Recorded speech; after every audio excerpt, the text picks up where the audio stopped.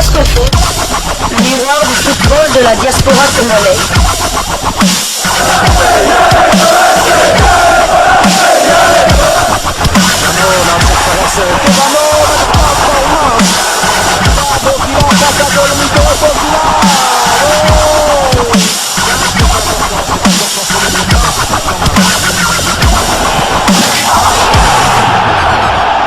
Diasco Foot, le miroir du football de la diaspora congolaise.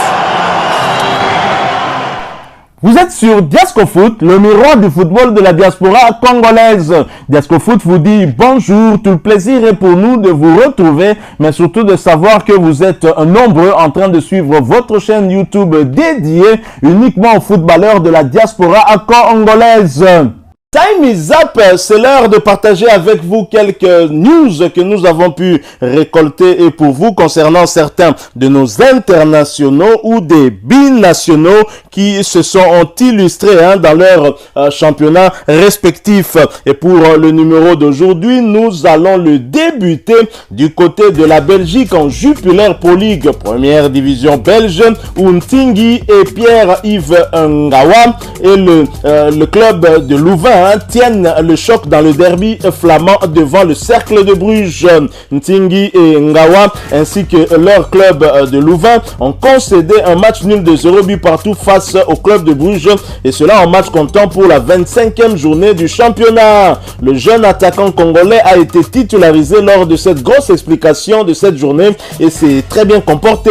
C'était un match de prestige devant l'une des meilleures équipes de ce championnat et qualifié en 8e de finale de la Ligue des Champions. Test grandeur nature pour l'ensemble de l'équipe dans ce derby flamand qui a été bien géré et de façon plutôt admirable. Mais néanmoins, c'est un 5e match sans succès pour eux, soit 3 nuls et 2 défaites. Après ce nul vierge, ils occupent la 10e place au classement avec 32 points pour le moment et vont croiser la formation de la Gantoise. Et ce match est prévu pour le dimanche 19 février prochain. Ils tenteront en tout cas d'aller chercher un succès et ainsi mettre fin à cette série noire de 5 matchs sans un succès. Nous restons en Belgique en première division pour parler d'un autre joueur d'origine congolaise. Retour difficile pour Julien Ngoy à Eupen avec Malines. Julien Ngoy et Malines sont allés s'incliner sur le terrain d'Eupen en match comptant pour la 25e journée du championnat sur le score de 2 buts à 1.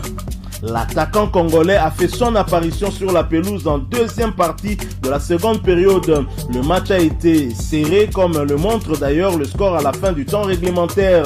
C'est une petite série de 2 rencontres sans revers qui s'arrête et qui n'aura pas de conséquences majeures, du moins pour l'instant. Ils occupent ainsi la 13e place au classement avec 26 points et vont tenter de faire mieux face à Genk lors de la prochaine journée. Ce match est prévu pour le vendredi 17 février 2023.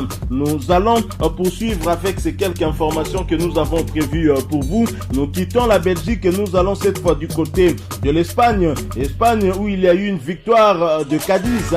Théo Bongonda, international congolais décisif. L'international congolais a participé activement à la victoire de Cadiz face à Girone dans la soirée du vendredi 10 février 2023 au stade Nuevo Mirandilla. Et cela en match comptant pour la 21e journée de la Liga espagnole. Score final 2 buts à 0. Le milieu de terrain des Léopards de la République démocratique du Congo a offert 2 passes décisives dans la rencontre. Tout d'abord à Gonzalo Escalante à la 6e minute de jeu. Ensuite à Sergi Guardiola à la 34e minute.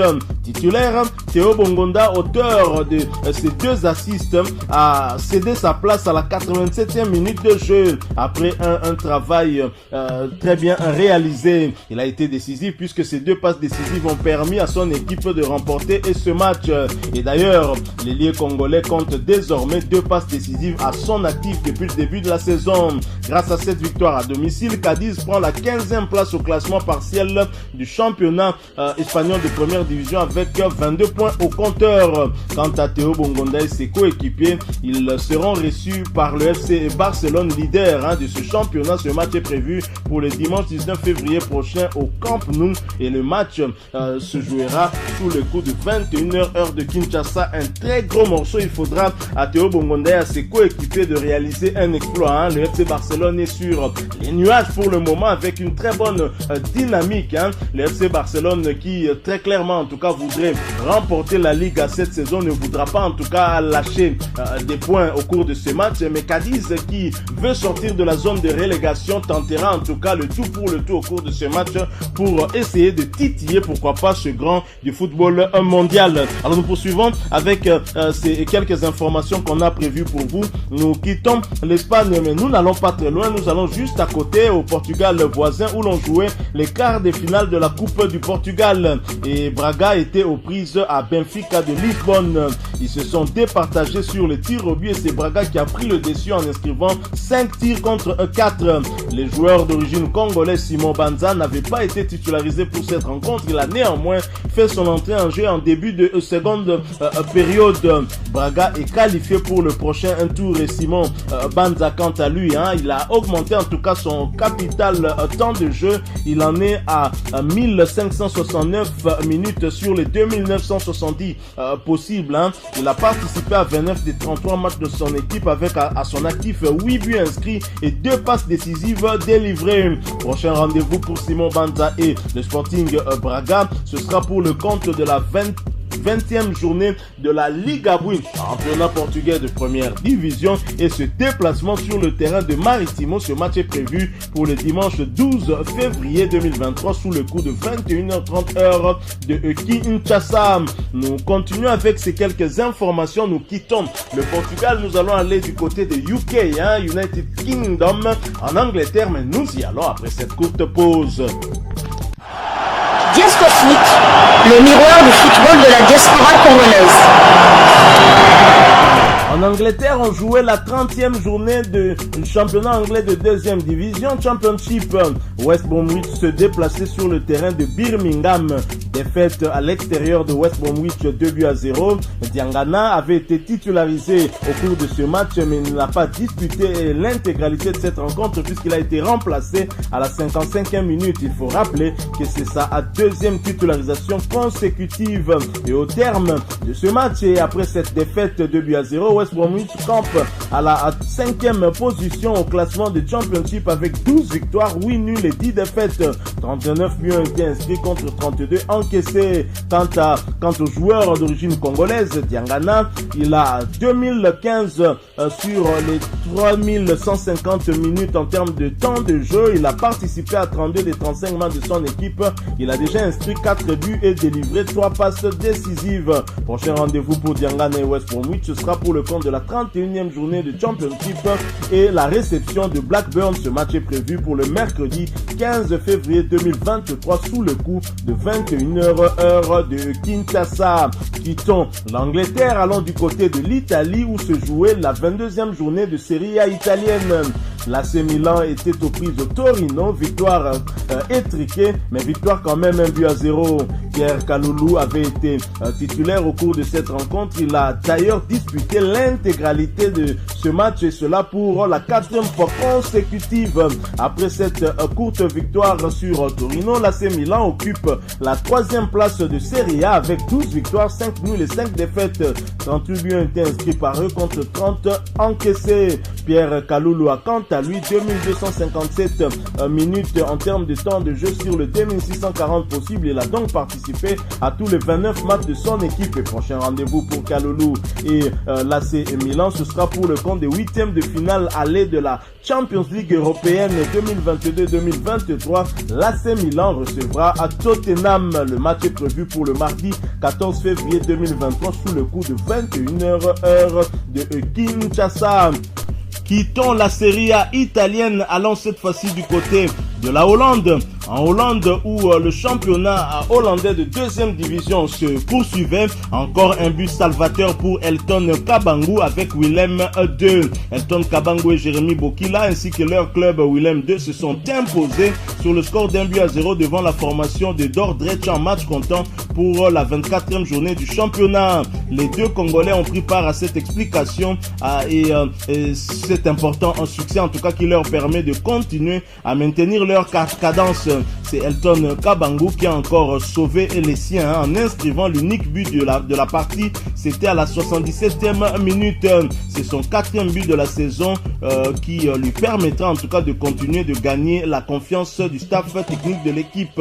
Et après cette défaite, ils occupent la 4e place au classement avec 39 points, ce qui est non négligeable en cette période de la saison et qui montre qu'il faudra compter avec eux pour la montée.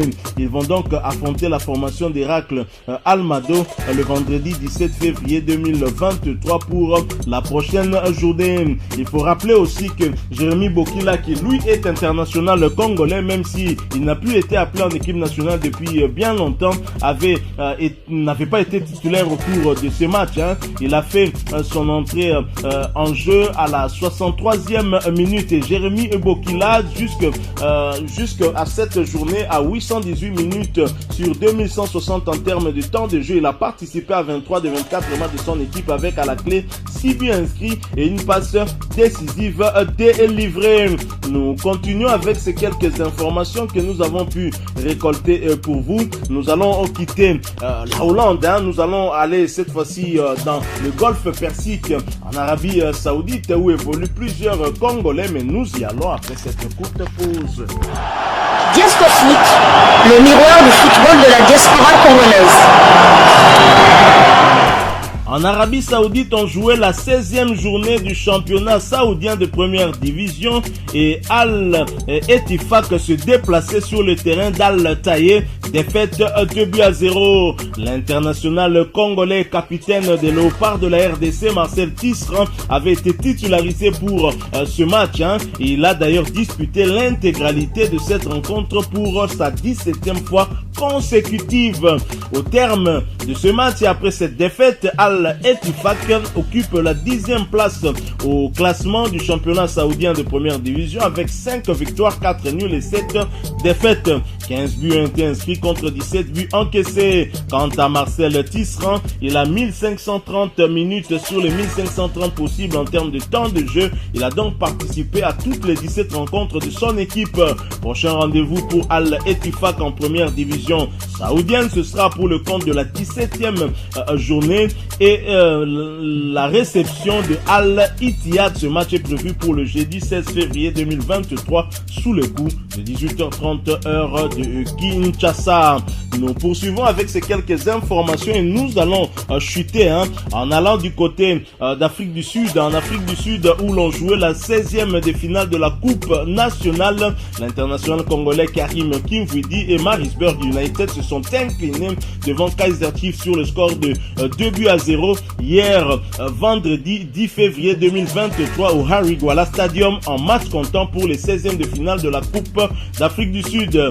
Titulaire, l'ancien milieu de terrain du Daring Club Motema Pembe est sorti à la 55e minute de jeu. C'était sa 8e titularisation consécutive. Il faut aussi rappeler que Marisburg a perdu 2-0 contre Kaizer Chiefs après les prolongations, ce qui prouve que ce match était âprement disputé.